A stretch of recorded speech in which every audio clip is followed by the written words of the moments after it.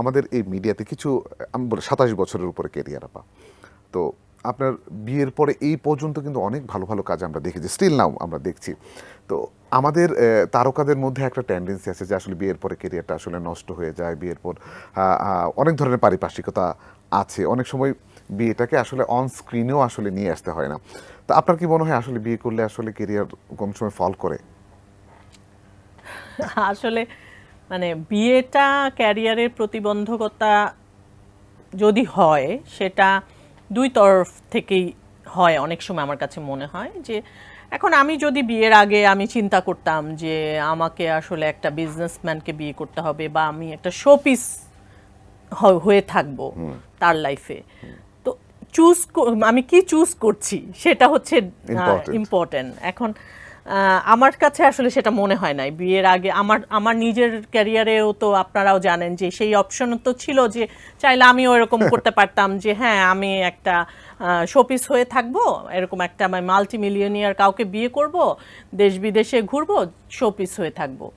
যারা ওই লাইফটা চুজ করেছে তারপরে একটা সময় ওই লাইফটা লিড করার পরে ধরেন কয়েক বছর ভাল লাগবে হয়তো ওই লাইফটা, যে আমি 5 বছর আমি খুব এরকম শোষা একটা লাইফ লিড করলাম, তারপরে মনে হবে যে আচ্ছা আমি কোথায়, আমি কোথায়, তখন মনে হবে আমার ক্যারিয়ারটা নষ্ট হলো বিয়ের কারণে। আসলে বিয়ের কারণে না, সিদ্ধান্তের কারণে। এবং যে যে লাইফটা চায় সে সেই লাইফটাই পায়। আসলে আমরা কিছু ক্রাইসিস নিয়ে কথা বলছিলাম, যেহেতু আপনাকে আজকে পেয়েছি, আমরা আরো কিছু এই জিনিসগুলো একটু ইনভেন্ট করার চেষ্টা করি। যে অনেকেই বলছেন আমাদের কাছে এই সেটে আসলে অনেক তারকারা আসেন, অনেক নতুন পুরনোরা আসে, যে নাটকে একটা সিন্ডিকেট ওয়াইজ কাজ করতো একটা সময়, এখনও সেই কাজগুলো করছে, এখন প্রাদুর্ভাবের জায়গাটা আরও বেশি।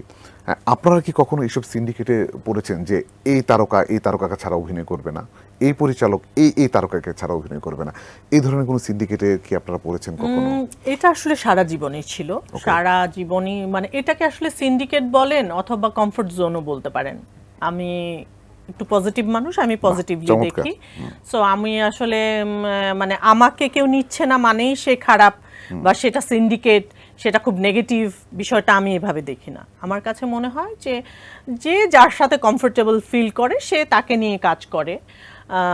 অনেক সময় অনেকে নতুন কাউকে বা হচ্ছে নতুন বলতে আমি বুঝাচ্ছি যে তার গ্রিপের বাইরের আর্টিস্টকে নিয়ে কমফোর্টেবল ফিল করে না, মনে করে যে আমি হয়তো হ্যান্ডেল করতে পারবো না বা কাজটা হয়তো ঠিক হবে না, এক ধরনের ভয় কাজ করে, সব কিছু মিলে হয়ে ওঠে না। বা প্ল্যানিংয়ের সময় হয় না যে যারা আমার আশেপাশে আছে, হয়তো আমি ডিরেক্টর বা রাইটার তাকেই দেখতে পায় ওই ক্যারেক্টারটাতে, তখন কাস্টিংটা ওইভাবেই হয়।